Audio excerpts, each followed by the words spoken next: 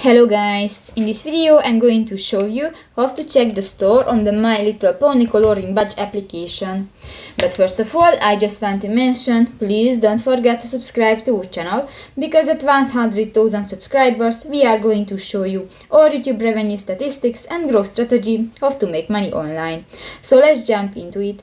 First of all, open the application on your device. So that's the home screen, and new you can find the store button at the upper right corner of the screen. Click that.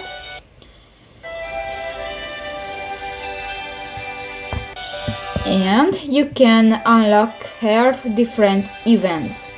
You can use the 7-day free trial option, or you can subscribe now and you can check the price per month. And you can cancel this anytime. So that's pretty much it for this video, guys. See you in the next one. Bye bye.